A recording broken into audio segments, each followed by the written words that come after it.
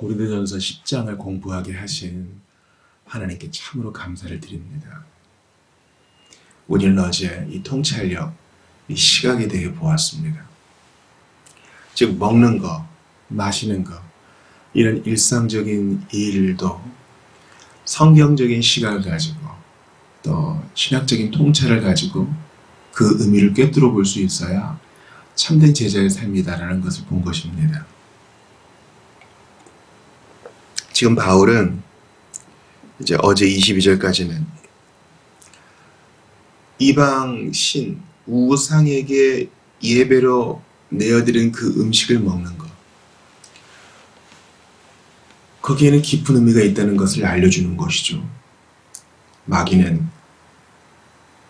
아무것도 아니지만, 우상 역시 아무것도 아니지만, 마귀는 그 재물을 통하여 그 배후에서 교묘하게 일을 하니 우리는 그것을 꿰뚫어 볼 수 있어야 하고, 하나님과 우상 사이에 양다리를 걸치지 말아야 한다.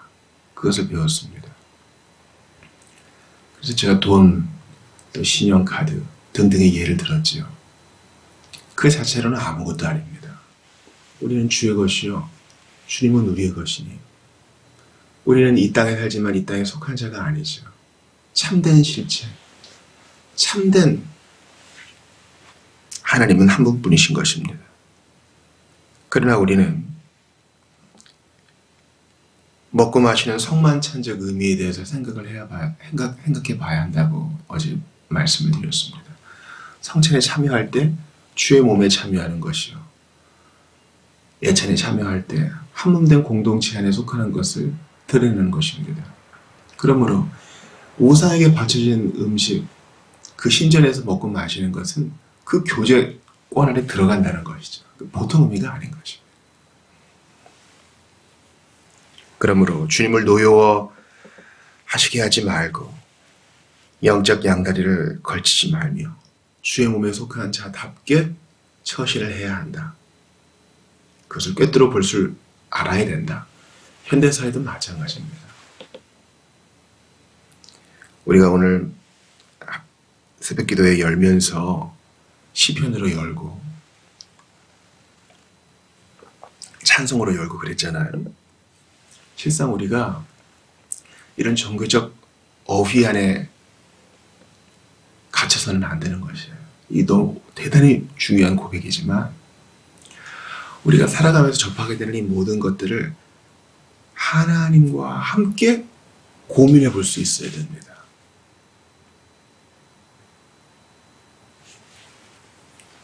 인터넷에서 사용하는 문제라든지, 집을 구하는 문제라든지, 이사를 하는 문제, 이성교제를 하는 문제에 이르기까지 그 자체로는 다 하나님이 우리에게 선물로 주신 것일지라도 우리는 그 속에서 그것을 통하여 교묘하게 마귀가 일할 수 있음을 기억하고 분배를 할 줄 알아야 합니다.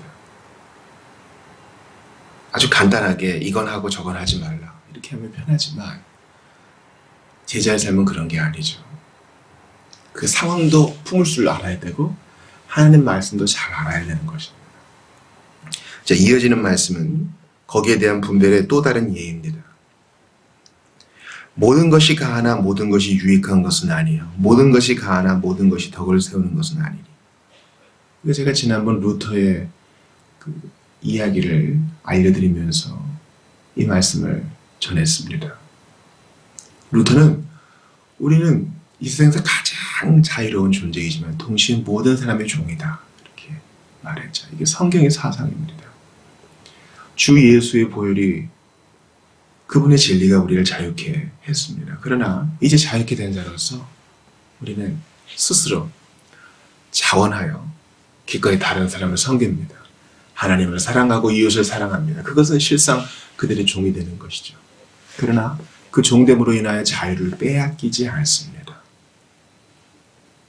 그러므로 우리에게 허락하신 이 자유를 방종으로 오해해서는 안 되는 거죠.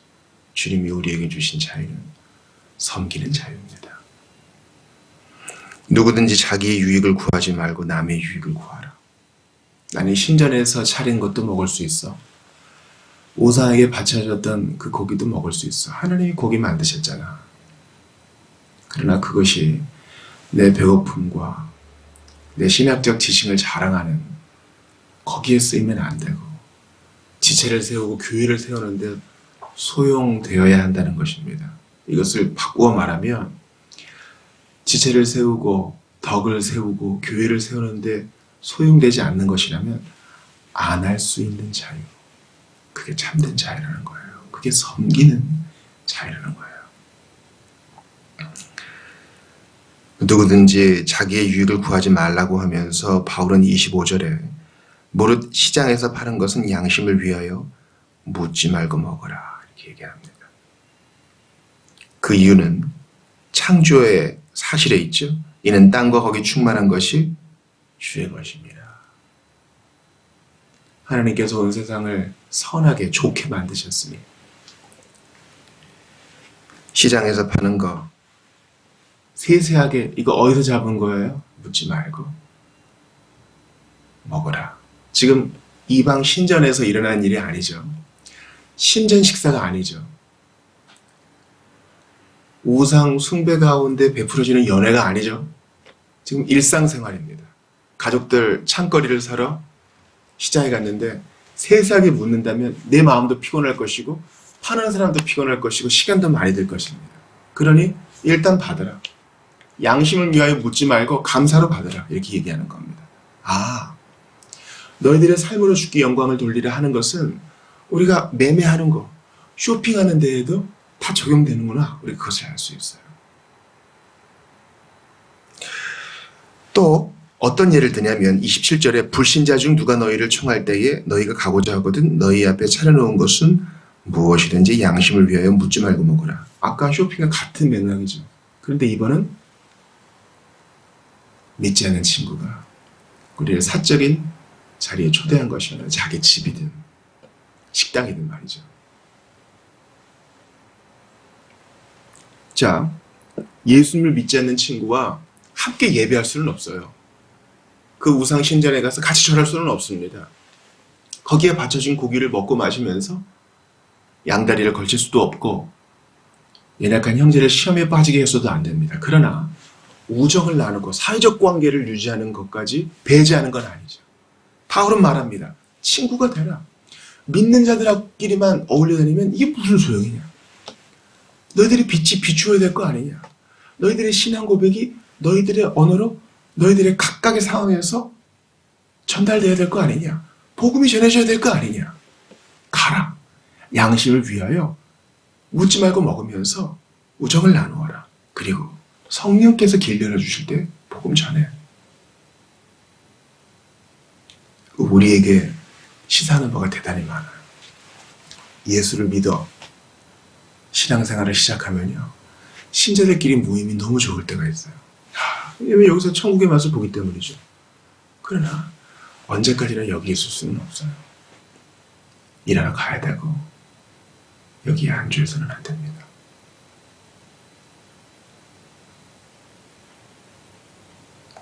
그래서 저 사람들은 우리랑 관련이 없는 사람들인가 봐. 우리에게 관심이 없는 사람들인가 봐. 이런 인상을 주어서는 안 됩니다. 사람 대 사람으로 사귐을 가질 수 있어요. 근데 여기에도 조건이 붙죠. 누가 너희에게 이것이 재물이라 말하거든 알게 한 자와 그 양심을 위하여 먹지 말라. 그 가운데 그것 때문에 넘어질 만한 일이 있으면 기꺼이 너의 자유를 내어놓아라. 이런 것입니다. 여러분 이 균형, 상황을 수용하고 말씀을 적용하는 그 균형 쉽지 않아요. 이 조화 질서는 쉽지 않아요. 어떨 때 우리가 좀 과할 때도 있고 모자랄 때도 있어요. 그래도 바울은 물러서지 않습니다. 예수께서 하신 것처럼 여러분도 그리하십시오.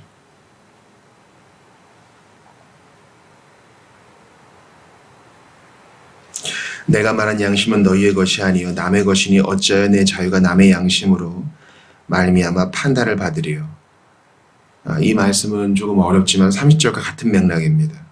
만일 내가 감사함으로 참여하면 어찌하여 내가 감사하는 것에 대하여 비방을 받으리요. 즉 나의 자유와 감사가 다른 일을 넘어뜨리게 하는 거라면 그거 참된 거 아니다. 지금 그 얘기하는 것입니다.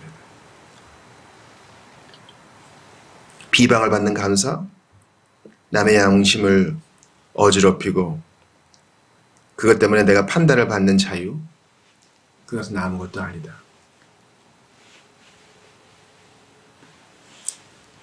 오늘 본문을 시작했던 덕을 세우라. 유익한 것을 하라. 그 맥락입니다. 오늘 말씀의 결론은 그런즉 너희가 먹든지 마시든지 나왔죠. 상거래하고 음식을 사고 친구의 초대에 응하여 함께 식탁교제를 나눌 때 먹든지 마시든지 무엇을 하든지 이제 다 포함합니다. 다. 보는 거, 운동을 하는 거, 공부를 하는 거, 사람들과 관계를 맺는 거, 사회적인 생활, 개인적인 생활 다 아울러서 무엇을 하든지 다 하나님의 영광을 위하여 하라. 이 상황 속에서 형제를 넘어지게 하지 아니함으로 주께 영광, 내게 주어진 시간을 가장 최선을 다해 사용함으로 좋은 선택과 집중을 함으로 하나님께 영광. 무엇을 하든지 이 자유와 덕을 세우며 좋아. 어렵지만 성령께서 힘주시면 할 수 있습니다.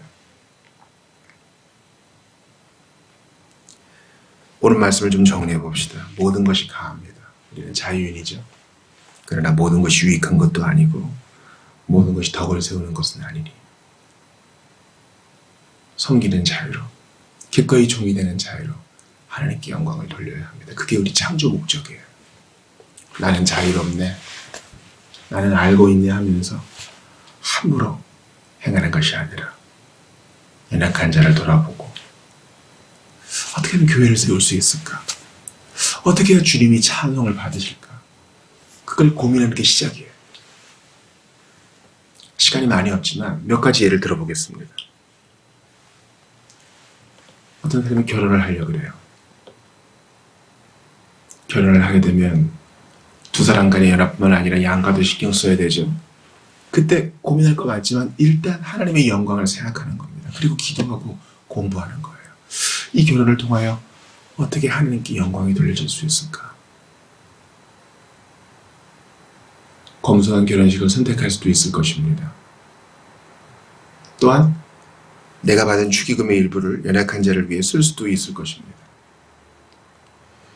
요즘 거리두기가 좀 완화되어서 위드 코로나 상황이었기 때문에 이때 어떤 친구를 초대해서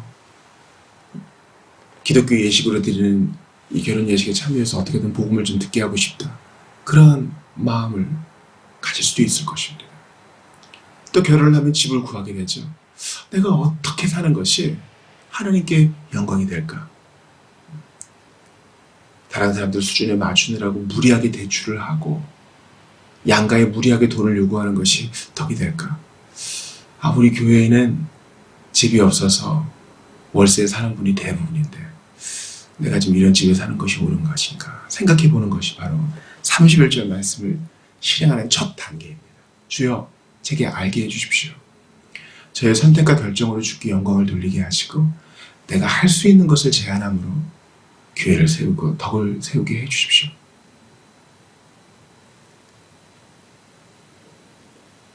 잘라놓고 이것은 하고 저것은 하지 말라 하면 상당히 쉬워요. 그러나 주님은 우리의 삶의 현장에서 우리가 스스로 사고하고 스스로 주께 매어달리고 기도하고 물어보며 앞으로 나아가기를 원하십니다. 오늘도 우리가 다 다른 삶을 살아요. 그러나 한 가지로 다 제자의 삶을 삽니다. 성령님이 도와주실 거예요. 성령님은 능지 못함이 없고 막힘이 없으시니까 여러분 도와주실 거예요. 지혜 주실 거예요. 우리가 물어보고 무릎 꿇고 매어달린다면 주님이 무엇을 하든지 먹든지 마시든지 무엇을 사든지 팔든지 하나님의 영광을 위해 행하게 해주실 것입니다.